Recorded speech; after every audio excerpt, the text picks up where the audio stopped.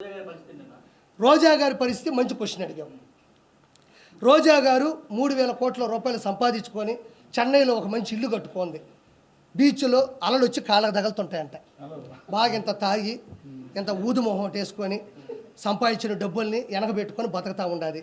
ఖచ్చితంగా ఒకటైతే వాస్తవం చెప్తా ఉండా, వాళ్ళు రానున్న 5 సంవత్సరాల్లో కూడా మన ప్రభుత్వమే అని చెప్పేసి అరాచకాల్ని కప్పెట్టుకోవాలి, దౌర్జాల్ని కప్పెట్టుకోవాలి. అలానే వదిలేసినారు వాళ్ళు. వచ్చేది మనమే 151 పోతే ఒక 20 పోతాయి, లేకపోతే ఒక 30 పోతాయి, లేకపోతే ఒక 50 పోతాయి. 100 వస్తే చాలు రాగానే దౌర్జన్యం చేసి ఆ 75 కూడా లాగేసుకొని 170 చేసేద్దాం అనుకున్నారు. కానీ వాళ్ళు ఊహించాలి వెంకటేశ్వర స్వామి ఎగిస్తాంతాడని. వెంకటేశ్వర స్వామి కూడా పొత్తు పెట్టుకున్నాడు, ఎవరికి తెలియదు. కాబట్టి ఈరోజు ప్రతి ఒక్క ఎమ్మెల్యే, ప్రతి ఒక్క మినిస్టరు అందరూ వేల కోట్లు లాగేశారు. అందరి మీద కూడా ఛార్జ్ షీట్ ఫైల్ అవుతుంది, అందరి మీద కూడా కేసు పడుతుంది, కోర్టుకి వెళ్తారు.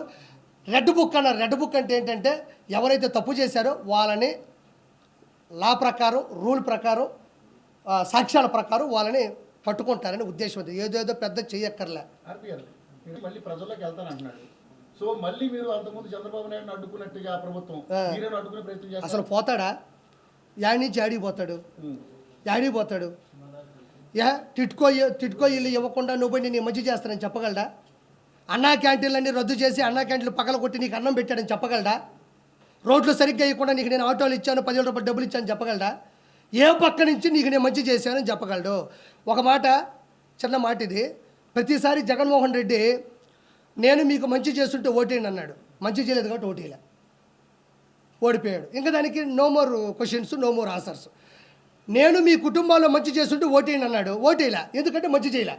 రెండో పాయింట్, నీ బిడ్డ 99% అన్నీ కంప్లీట్ చేశాడు అన్నాడు. నేను ఈరోజు మాట చెప్తున్నా, 99% అన్నాడు, మిగతాది 1% ఉంది కదా. ఆ 1% ఏమనుకుంటున్నారు?